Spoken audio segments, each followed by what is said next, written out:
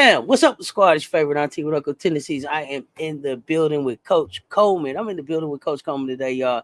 In a different type of interaction than you've seen before. We're gonna take a deep dive into Coach Coleman, learn a little bit more about his actual coaching career, some of his experiences, um, and just what made him even go down the path of coaching. So, Coach Coleman, I appreciate you taking the time to be here.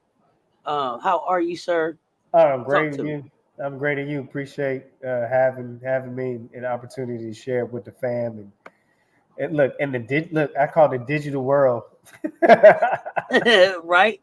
This digital world we World. in. Um, so yeah, we're gonna take a deep dive into coach. Um, so I'm gonna start with my favorite question, Coach. Tell me when you first fell in love with basketball. I first fell in love with basketball. My dad. I was born and raised in New Jersey. Grew up in Rahway, New Jersey, and my dad would take me. It was a community center where they used to play men's league when I was young, real young, like 4 years old, 5 years old. Oh, sweet. Would take me to his little men's league game, and I don't like to name drop, but I didn't realize who she would mature to be. So Tamika Dixon and my dad played in the same league, and so she went to Sweet. Linden High School, graduated. So actually, Tamika Dixon and myself were in leadership programs. So she was in leadership program in Linden High School, and I was in Rahway High School. And so we didn't realize our dads knew each other and played with each other until, and so we are, Tamika Dixon and myself, Coach Coleman, Michael Coleman. We're in the gym. Our dads are bringing us to the gym in the men's game, and it just when the game was over, my dad would give me and Tamika would be there when the night she would come, and we would be there trying to reach the 10 foot, just hit the net. The thing was, if you hit the net, you made the basket. So it Right. kind of Okay. that was kind of the initial love um, for the game, and then that it just kind of trickled to love. I'm 5'6", 5'7" on a good day, so I come from the era where point guards weren't 6 foot. They expect you to be 5 foot nothing and be able to handle the ball extremely crazy. And so you had elementary league you played, and I just played with heart and fight. And then as I got older, people invested in me. I played around the older players on the playground, and and and before you know it, here I am. I played. I was one of those that got cut from middle school. Okay. Okay, so Got cut from middle school. Okay.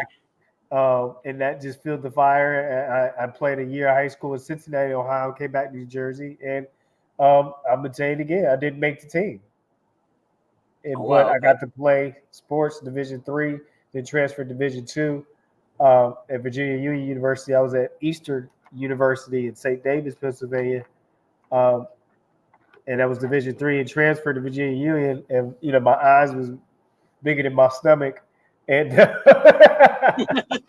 and did not get to play there, but I did. They did give me a chance to try out and practice, and I ended up playing Division II cross country track, and so I was a competitor. So I say all that to say my love was still basketball, but on the Division II level, they said your lane is track and cross country. So I say all that to say if I could do something all over again, I would have a very successful career as a Division III student athlete basketball. So I don't. So I'm very honest about my journey. I don't try to make it something it's not, because Absolutely.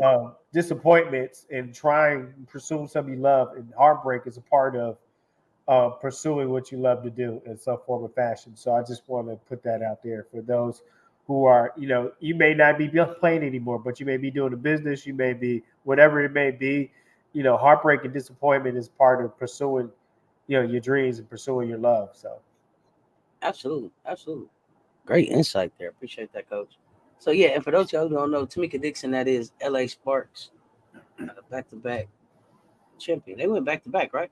Back, yeah, Tamika did. I Yeah, believe she back to did back to back to back. back. Yeah. Yeah, and she played at Kansas University. She was a Jayhawk. Absolutely. Absolutely. So can you tell us a little bit about your coaching journey? My coaching journey started in 1999. I started right out of college. I knew that's what I wanted to do. I had a love for it, and um, wanted to be. It's a saying. I wanted to be the adult that I never had to kids and to youth.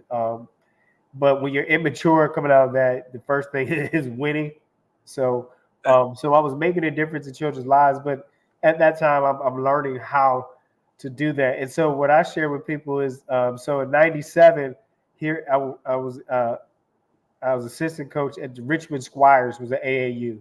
If you ever heard that name, which was fairly big, they had national notoriety in the '90s. It kind of fizzled out early 2000s, mid 2000s, Okay.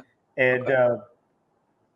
and so Richmond's, and so I was assistant coach for that team. So because I went to Virginia Union, there was times we would have practice on our small campus because I coached there. There's times in the high school, and so and the AAU then is not the AAU now. You Okay. know, the AAU then in the late '90s and on the 2000s, it was getting to where it was starting to, I call, percolate. You know, it wasn't that, and so then it It's was. heating up.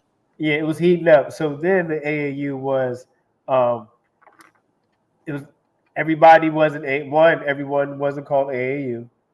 Mm-hmm. You had your select organizations called AAU, which was a Mm-hmm. difference. And then uh, you only had a handful of young men or women that could play, depending, and you were invited to Okay. the, Now everybody can make an AAU team, yeah, right? you were invited to the tryout, and so now they Mm. had the ABCD LMNOP teams, right? Because that becomes the multi-million dollar industry versus the integrity Yeah. of the game. Like, we're going to take these top two teams, we're going to go compete region, they're going to get college exposure. So now, everybody gets in school, everybody gets a scholarship, so everybody thinks, um, and it doesn't work like that. Everyone is not Division 1 talent. I wasn't Oh, Division you know what I say, Coach? I boo a kid. I So wasn't Division 2 talent in basketball, but I was Division 2 talent in track and cross country. You I love the game. know, I love the game, but I don't. I guess if I'd have took a different approach, maybe I would have played at the college level. Like I said, I just lost the love for it. right, Um, but I totally get what you're saying. You got to know where your talent gets you, and then be able to capitalize on it from there. right. So if you want to enjoy, if you say you enjoy that sport, most of it. If you just want to go be, you know, student manager or whatever, Division 1 or a walk on, just to say to be part of it, then do that. I've known some people and some students, even some former students, they just do it because they just wanted to be part of it. They went to division school, came a walk on, or they did student management because they just want to be around sports, and that's okay because you're around what you Exactly. love to do. Exactly. Is what you want to do, and then there's people like me that I'm going to exhaust every opportunity to compete because it's just in my blood to compete. I don't want to watch. Hmm. No, Yeah, I so want. even though I didn't make the team in in Virginia Union in basketball, I found something I wanted to compete. I wanted to contribute Hmm. to my campus and to that. And so on that side, because of my competition, I was a part of building the program to where the track and field team to where it's fairly successful every year Hmm. in and year out. And so that's what you look to do is leave your legacy and contribute to something too. And I think that's what playing is about. And so that's with coaching. You sometimes coaches want to try to like, what do you want to leave? If you're playing coaching high school level, what do you want to leave to the upcoming class and to the what kind of foundation? How do you want to be known? What did you do? What did you do in the hallways before you got to practice? What did you do? How did you contribute to your community? And so that's really what coaching is about. Like, how was I a part of the community? But we'll move on to the next question. Oh no, no, no, no, no. We all good. We all good, Yeah. Coach. So I know you coached at several different Yes. levels. AAU. I know you were assistant there at Drew University, and then you kind of after that 2004 2006 uh, stint at Drew University, you kind of became like athletic director, head girls basketball coach for the academy there in New Mexico, I believe. Yeah. But all of these different levels that you coached on, what are some of the key differences that you noticed between coaching from the AAU level, kind of up through Drew University, and then even some semi-pro that you did? Um, well, the AAU level, you have people that one, you want to. When I coach on the AAU level, I coach just like a school program. Okay. Expectations. I have playbook that I send out to them, whether it's digital or whether I print it out and put it in the binder, because I want to assimilate. If this is what you want to do, then you need to be expected. It's not as many plays because it's summer ball, spring and summer ball. So I keep that concept. So the reason why I stuck with coaching AAU and even in the recent past is because to me, you have people that are pretending and they're exploiting some of these young men. And then you have Right. programs that are contributing to the betterment of their basketball IQ, these young men and women helping their basketball IQ, and then showing them, because they've been there, they've been around, and showing them what it takes to get to the next level. So, it's how, it is how you carry yourself. It is how you conduct yourself on social media. It is studying. Do you watch game film? Do you watch yourself? Do you go back and watch film of yourself? Not highlights, but do you go back and watch game situations of yourself? And so, so high school and AAU, I coach similar. It's just smaller seasons. Now, the difference between AAU and high school is that there's progressions. For me as a coach, I put progressions into my plans for high school because the season is longer than the AAU season. You have those players with you whole season. Now, the downside of high school, most of the time I did not have the thing is I had the most talent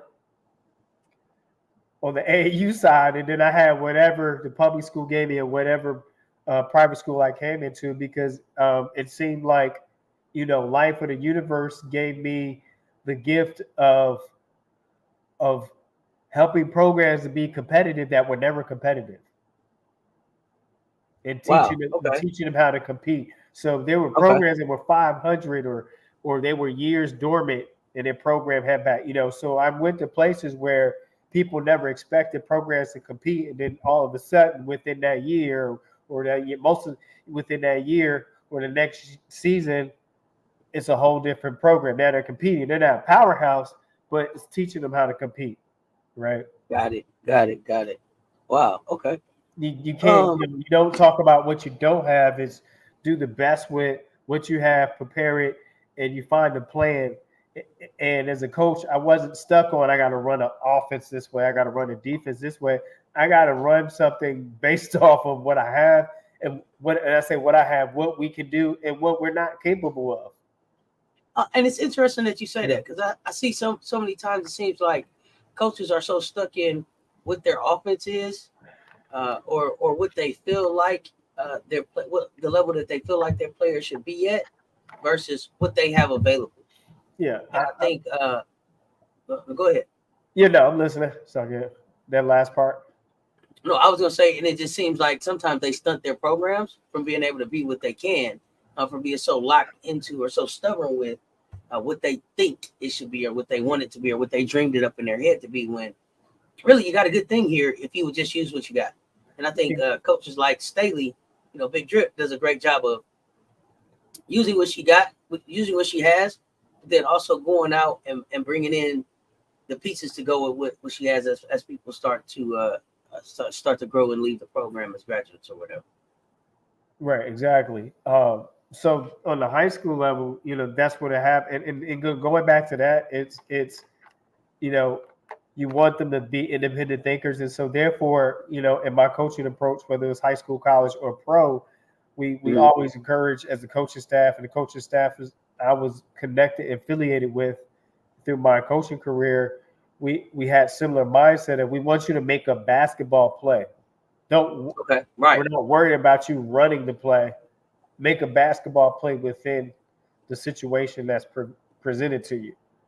Okay. But here's the thing: if you don't play enough basketball, if you're You not don't know out the play there to make. outside of practice and outside of the game, if you're not kind of or watching film on your own, you don't know how to make a basketball play. You can't You be on don't the know the stick. right. You don't know a basketball play. Right, Exactly. right. You can't, So here's a question. Here's a question. This is something I hear from the young people, and you've been coaching here a ton of years. So I wonder, how many times have you heard, I don't watch, but I play 2K. Can you learn basketball players from 2K? Coach, what's your opinion on that? How does the video game affect the development of these players? I feel like if they play some, you can use it as a tool to show because you want to be flexible, you want to reach the generation. But if you're doing the all nighters and you got the 2 liter of soda, or you, as you say, the soda pop, whatever your word preference is, and you got, I see you like almost you're a gamer or you're almost there to a professional gamer. I said one time about a few years ago, I said to a parent, said, well, what do you need? Because in a game, I don't yell and raise my voice at players because I want them to be Sure. comfortable and do what they do. We do Sure. all that behind closed door. We do that in practice. We take care of business in practice. You hear me, but right now you got to trust yourself and hear each other in the game. My job is to manage the game and call a timeout for the group. My job is not to yell and stop. That's just a whole different thing. And so the parent, I digress, right? The parent asked me, well, what do you do to get a fire under them? I said, if I have to get a fire under their feet, then maybe they need to. This is what I said to the parent meeting. I said, well, maybe they need to choose a different sport. I'm with you. I'm with you, coach, because I said I'll boo a kid. I'll let you know, hey, this isn't for you. In the most loving way.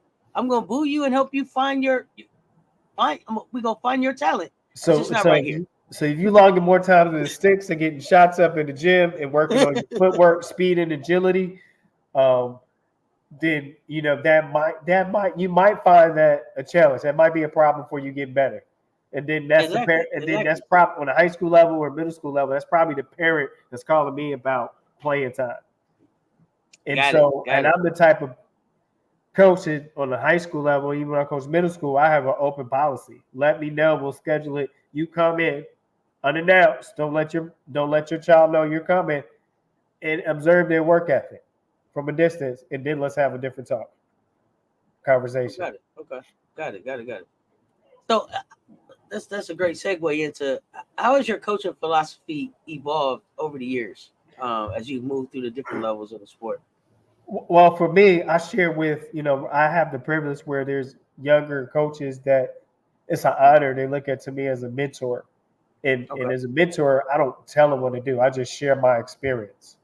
Right. Mm-hmm. And so what I shared with them was my first 7 years of coaching, I was transitioning out of a playing lens into a coaching lens. Coaching lens is much more than just X's and O's. It's the personality of the player. It's the skill. It's the desire and the drive, and so just seeing the game from different. So my first 7 years of coaching was like in playing mode because I was still playing in the gyms. And then when I got to that 7th year and I started mellowing out and I started shooting around much and less men's leagues and less playing and less pickup, you know how you had that every weekend pickup game you go to, like that started toning down.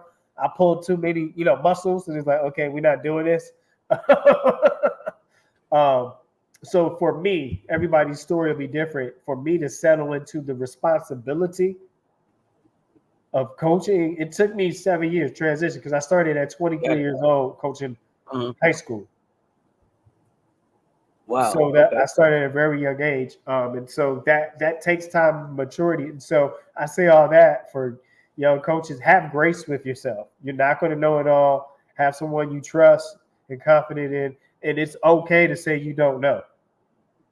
Right. And it's okay, even to one of your players or your fan or even a parent, is say, it's okay to say, let me check on that and I'll get back to you. And during those 7 years, do you have a mentor you're working with, or are you kind of just bumbling around like the rest of us at 23, kind of just figuring it out as we go? No, I was invested. How did that? I was invested. Okay. I had coaching clinics. I had someone I looked up to. I had someone I confided. I had a mentor. I had someone that showed me. So for me, I had a person that I went to that I leaned on because they were great. Because you're not going to get everything in one person, right? Absolutely. So I had that mentor that was great navigating through people. Mm-hmm. They weren't great at X's and O's. They weren't great at putting the practices. They were a head coach for a long time, but that just wasn't their thing. The reason why they stay a head coach for a long time at that one school, because they knew how to navigate The the people. people. Yeah, navigate people, right? When I say navigate, you Got got it. to bob and weave and turns and twist. Sometimes it's a roller coaster, and sometimes, it's a It's a cruise. lot of stuff that's going And on. sometimes Absolutely. it's sometimes dealing with people. And sometimes it's bobbing and weaving, and sometimes it's a cruise on a Sunday afternoon. And so you have to know the temperature of what you get into. And so then I had coaches that I leaned into where they were X's and O's. When I found out my coaches that are great at X's and O's, they could care less how a parent feels. You just because you don't get Right. you know what I mean? Because a lot of times coaches are good at what it's not everything. Or you Right. try to be balanced, or what you do is because you love the game, you try to be balanced best as Hmm. possible and know all those areas. But the person that I looked up to for X's and O's, um, and one of my X's and O's was George Lancaster. He's a Hall of Fame coach. He was actually good with people because he just loved people. It was at Highland Springs High School, and he was great X's and O's. I mean, also when you're in an area where you got you're 6'3", 6'4", 6'5" coming at you all the time. Um, he's in his 70s now. He's been retired for a while, but he can still talk the talk. He loves getting the games, and that's it. Rest in peace. The person that was good with people was Charles Will. He gave me my first coaching opportunity at a private school at New Community School. It was Coach Whitlock, Charles Whitlock, Okay. and he recently passed away. Been about 2 years now. Um, bout with cancer, and and he just treated me like one of his sons. Brought me in and make sure I was okay, and he protected me from the politics of that school. Oh, got it. Got it. I feel you. So when you It's a, then I couldn't see it, but now when I share that to you, that's huge. That's very yeah, important. you can see it. Yeah, it was definitely an investment in you, and being able to help you grow. So, uh, shout out to both of them, and rest in peace. Uh, so I guess my next question kind of more is going to be looking more into your core values and principles that you emphasize into your players, regardless of the level that they're playing on. What are those core values and principles that, regardless of what level you playing on, you have to have as a player, as far as you're concerned as a coach? One, be consistent and show up because I always say if I didn't show up to practice, you would have a problem with that, Right. right? So not only show up physically, but just show up in that moment the best that you can, Okay. right? Um, Okay. and even with some of the difficult and challenging days, right? Because the expectation is for a coach, parents, and players, they don't care what I've been through. They care that they need me to get them the best resources so they can get to the next level of success. So if that's the Okay. standard for me, then that should be the standard, the expectation for us to grow, as I say, as a basketball family. So the number one thing is, suit up and show up, right? Yeah, absolutely. So Put you got to show up and show out for sure. put your mouth where your imagination is. You imagine that you're a Exactly. good player, then you need to put your, You got put it to you look the work. part. You look the part. Let me see if you are the part. Right. You Right. got everything on from head to toe. Uh, One of the reasons that I probably never went into coaching is because I probably would be more of a yeller. I probably be more of a screamer coach. I probably be more of a screamer. I'd be looking for perfection. Yeah. I know where my limits are, and I know that can be very off putting, especially for young people. Yeah. And so No. for No. me, Yeah. No. and so for I've had. me, more it's about the. I mean, you have to be stern, and you let young people know where the boundaries are. But for me, it's on the other side, and that's making sure that they're on time, ready for school, high school graduation, and that from that perspective, Exactly. and then getting them in front of the right people, and around the right people to be able to grow, as both students and athletes is kind of where my passion is. But um, you mentioned that you really don't do the yelling on the court. That's more behind the closed doors. How do you balance the discipline and the motivation with coaching players who have very skilled levels and backgrounds? Well, one, you need to. I always do the best I can with the time I have to to get to know and spend time with them outside of basketball. So what I do is, if it's in the gym and I have an office or whatever, or a refreshment, what I always do is like burgers with coach and things. I don't eat burgers, but so what I do, I do it per class. Like on a high school level, when I have my high school teams, I did it. The freshman class would have burgers with me, order burgers, and we'll have the bottled water, right, and things like that. And they'll just ask me questions.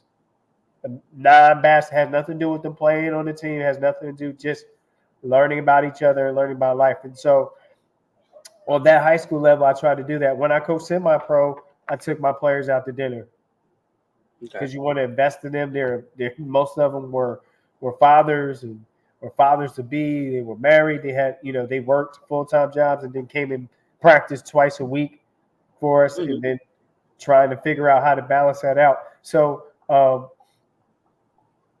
and then I show up, in a school setting. I show up at other events just to know that I care about them as a person. Right. Okay. Because I came from an era where you only see the basketball coach on basketball season, and I felt something was wrong with that. So I'm at when I was coaching, when I was assistant coach at the college level, we were at the soccer games, the field hockey, lacrosse game, all just giving back to the campus community to let them know that we care more. We care more than just about the basketball program. We care about the success, about the campus, and about the success of the students. And so, just extending that and build, and then what happens? You build that relationship with other coaches, you support, and then the volleyball coach comes to my game, football coach shows at my game because they know I'm there. We're at the same school. Why wouldn't I come support you? Right. To me, it doesn't make sense. But sometimes it used to get compartmentalized and competition of who's the better coach on campus. Is like, well, you want your whole campus to have a mentality and have a culture of success. So you should have a unified front. And so that's something that I always made sure I did. Even if I was I wasn't always a coach that taught on campus. Sometimes I wasn't.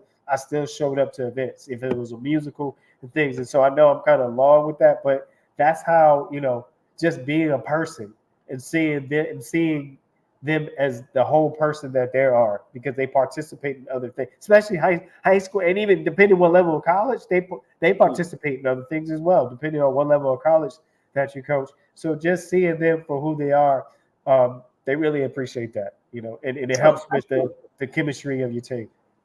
Oh, absolutely. That's a great approach.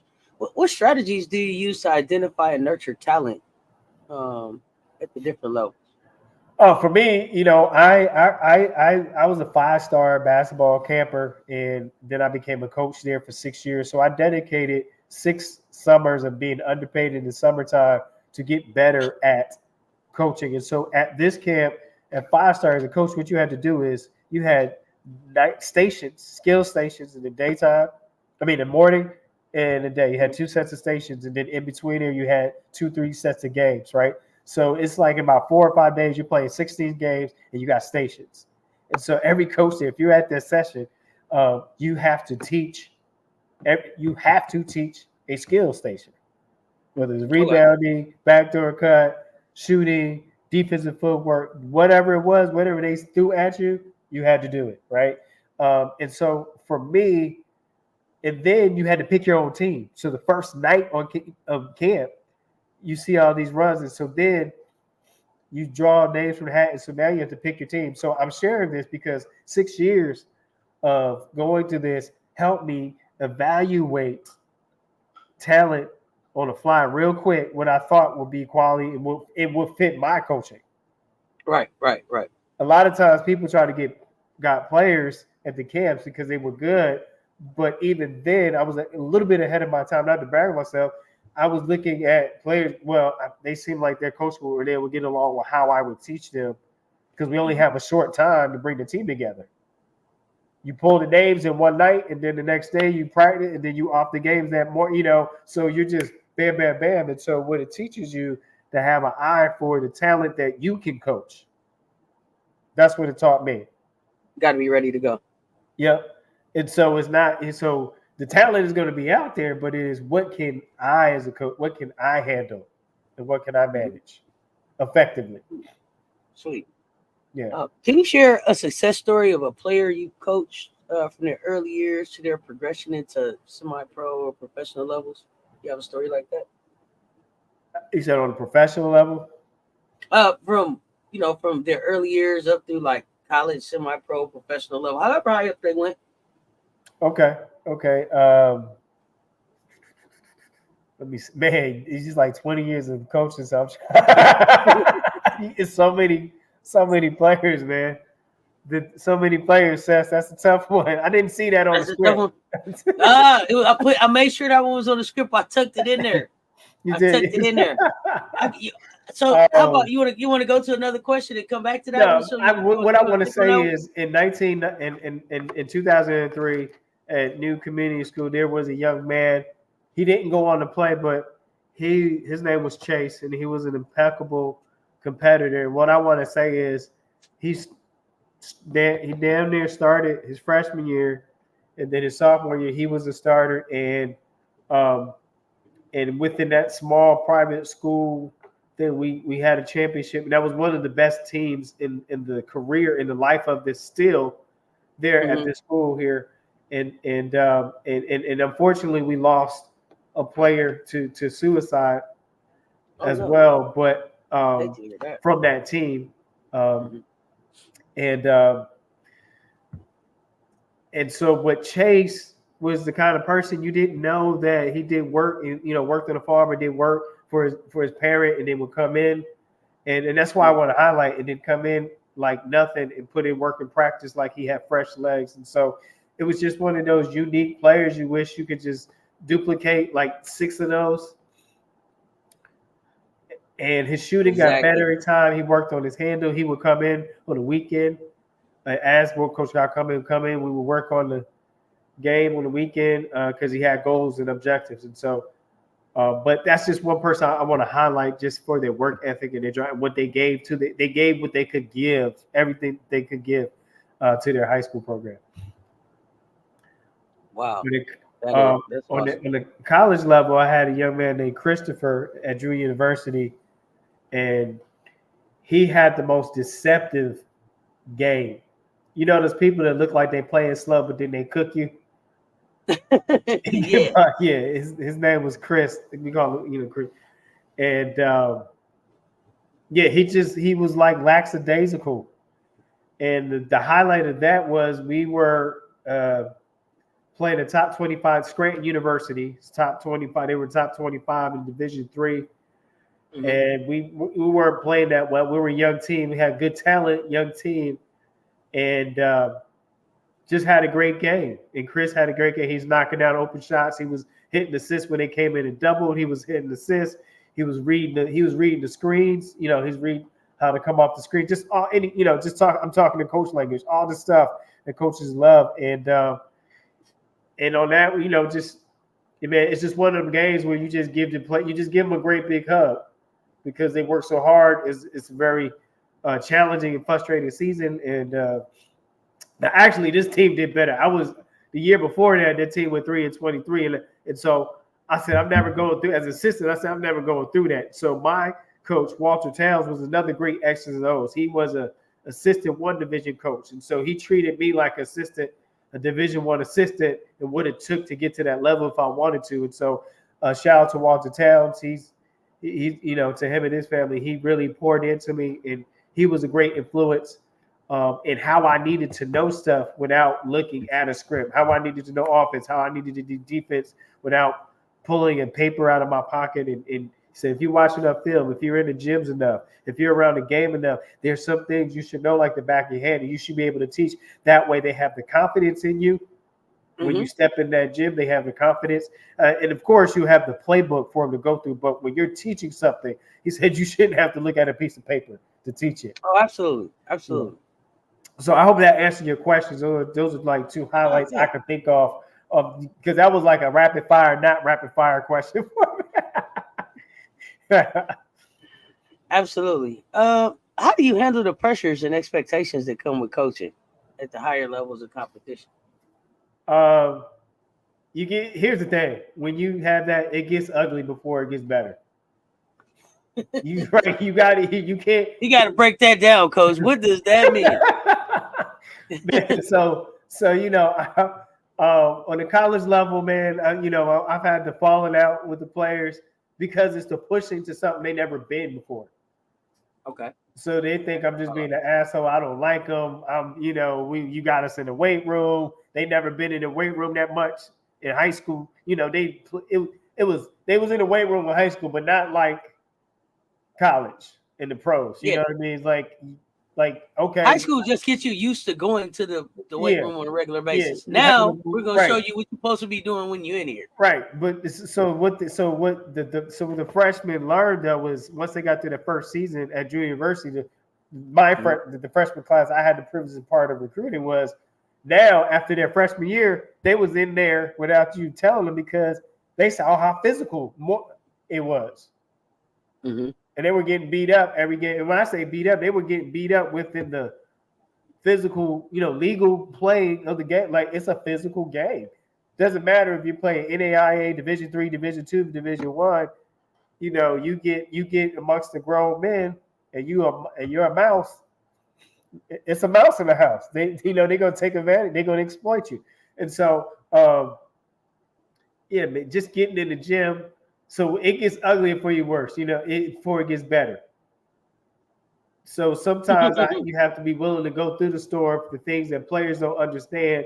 I had one senior pro on a semi-pro team. One player wanted to fight me. I didn't care. I knew they were going through stuff, personal stuff, and it's like, so you want me to feel a certain type of way for you, but I show up and practice and do things for you.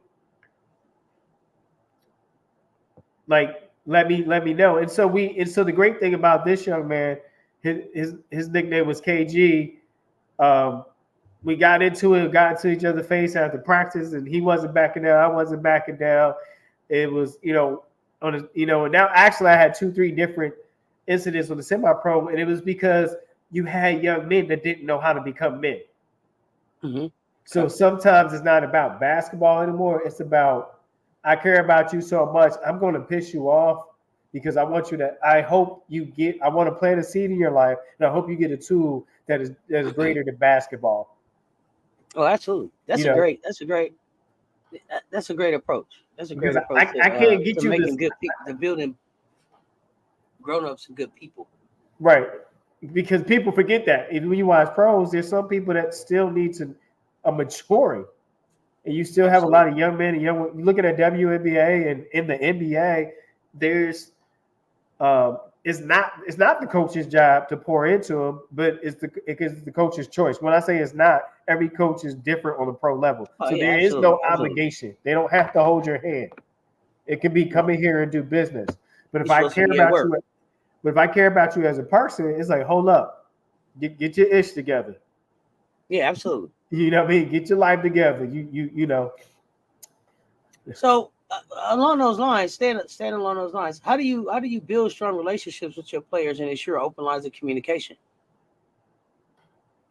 Man, it's just being present, calling, checking if do you need anything? How can I be support? I ask if there's anything going on, good, bad, or indifferent. Anything good. So, not to cut you off, but like for a person like me, who I haven't been a coach, and I didn't play at the college level.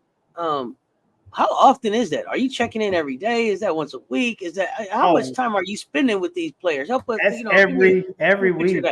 Every week. Oh, wow. On the college level, every week we're on the campus. Myself and the other assistant coach, we're checking to make sure they're not in those parties they're not supposed to be in, so they don't get suspended from campus and stuff like that. Because you make mistakes being young. We weren't mad at them. It was just, okay, we got to check. We got a team curfew.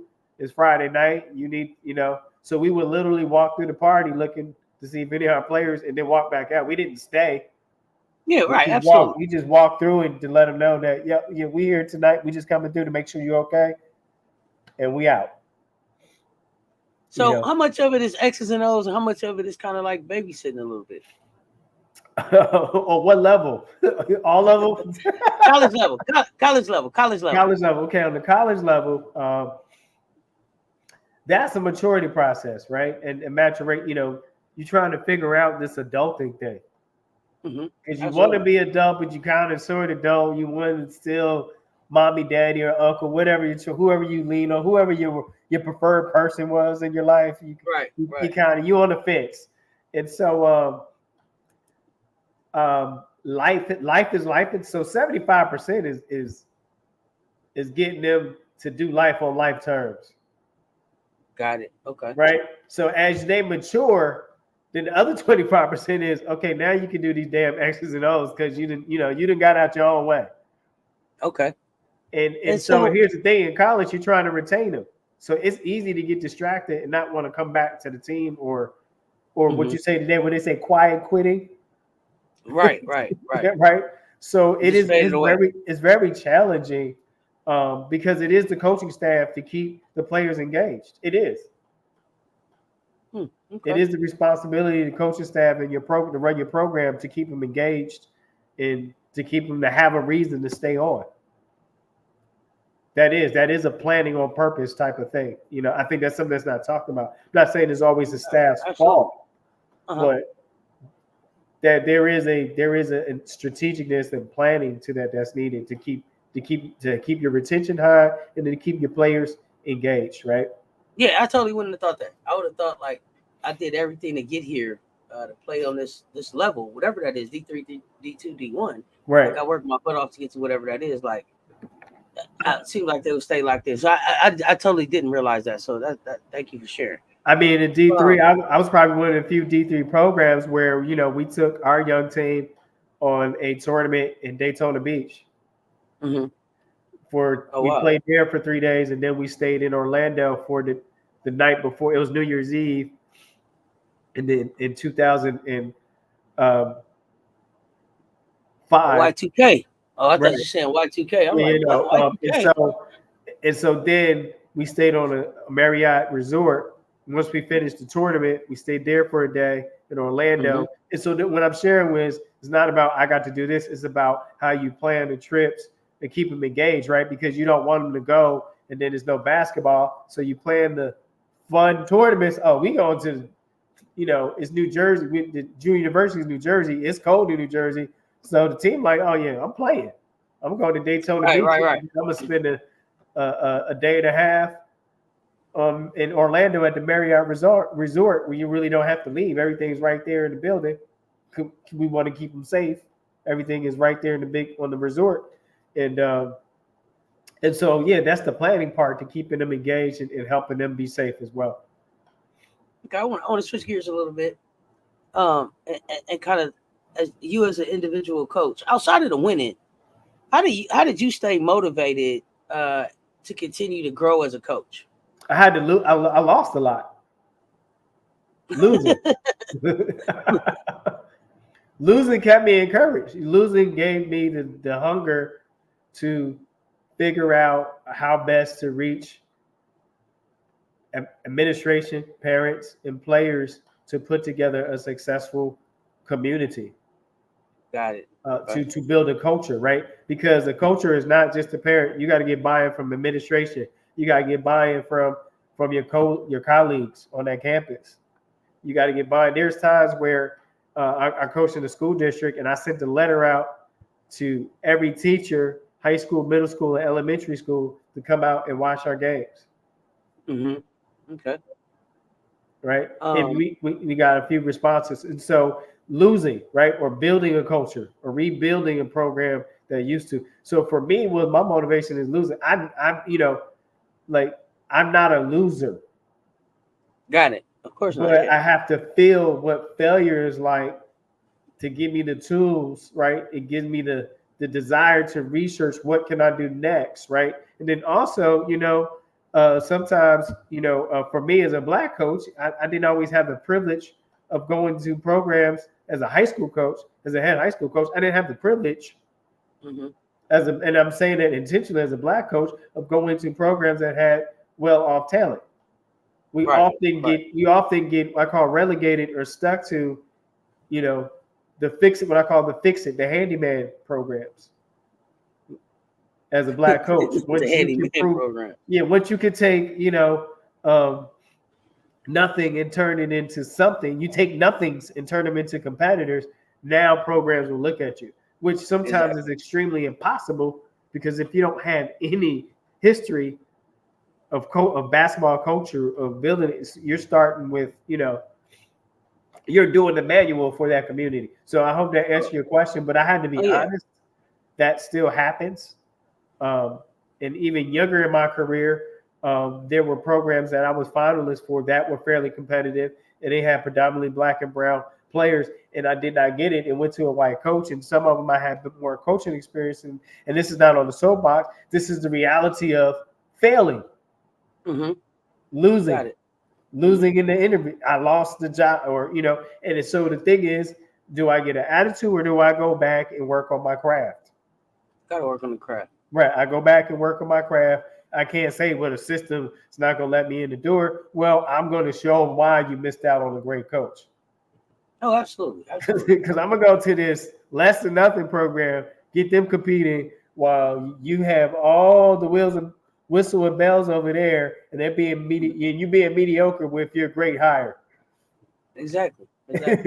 Gotta go going out on the chilling circuit. Yep. Um, what do you enjoy most about coaching, and what keeps you passionate about the sport? I get a natural high um, of seeing the players come together, enjoy themselves. Not enjoy themselves on the court, but when they're enjoying themselves in the locker room, when they're enjoying themselves on a bus ride, when they're making moments, memories, right? What I tell younger coaches is where I fell short in my younger years was I didn't take time to make the moments. Mm-hmm. You know Okay. how Don Staley talk about meeting the moment in the game? Well, I'm talking Right. about making the moments outside of practice, Oh, got it. Got it. outside Got of it. games, Mm-hmm. Those where connections, huh? the opportunities to connect. Where it Those helps build the program and build the culture. Mm-hmm. Right, the culture. And what I mean by culture, the coach is the culture. You bring the culture.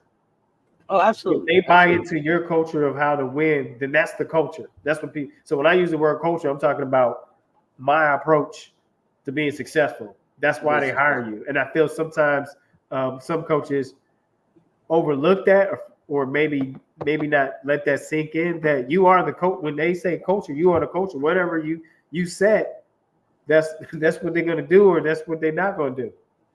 Absolutely, absolutely. So, Coach, before I let you get out of here, and I appreciate the time today. I learned so much. I'm gonna have to have you back. Uh, got to get my rapid fires off with you real quick. So, Okay, okay. uh, favorite NBA player? My favorite NBA player. Yep. And Ooh. it could be just right now in the league or all time, whatever. Oh, right, just now. Oh, right now is Jason Tatum. Jason Tatum. Okay, WNBA. WNBA. Ooh, right now, Right now. I gotta go with Angel Reese. Okay, okay. Favorite college women's basketball player right now. Favorite college women's basketball player. It's it's tough because um it's between like for Wiley and Raven Johnson. Oh, they both on the same team. I was gonna They say too. if you had to pick one to go see, you get to see them both. That's cheating. Right, Okay. right. Uh, one word to describe your game. Tenacious. Favorite team while growing up. My favorite team while growing up. College was Georgetown. John Thompson. That was one of my people I looked up to because you didn't see many black coaches in college at the time. So that Okay. was John Thompson Senior. Rest in peace. Uh, oh man, I was a diehard Knicks fan. I still am. Blue and Die orange hard. skies. It's not what it Blue used and to be. orange guys. Yeah, Whew. Carmelo Blue and came orange and broke our heart, and Porzingis always was hurt, and that's why they got rid of him. He comes back and played 1.5 games from Boston, and he's out. He's So hurt. yeah, I've I been think a he's Knicks hurt fan right now. forever. I grew up in New Jersey, but for some reason I was always a Knicks fan because that's when New Jersey Nets actually played in New Jersey before they moved them to Brooklyn. To Barclays. Right, right. That was Yeah, like Kerry Kittles and Jason Kidd and yeah, yeah. They those that team guys. actually played in New Jersey. Yeah, absolutely, absolutely. But Coach, I'm humbled that you had the time to even sit down and talk with me. Appreciate the time. I'm looking forward to continuing to just talk more with you, learn more about you. I wanted to definitely take the time to introduce the fam to Coach Coleman, especially as we start to grow the CC show. So, Coach Coleman, fam, appreciate you. And y'all know what it is. It's your favorite auntie. Until next time, y'all stay tuned. Talk soon. Keep hooping. We out.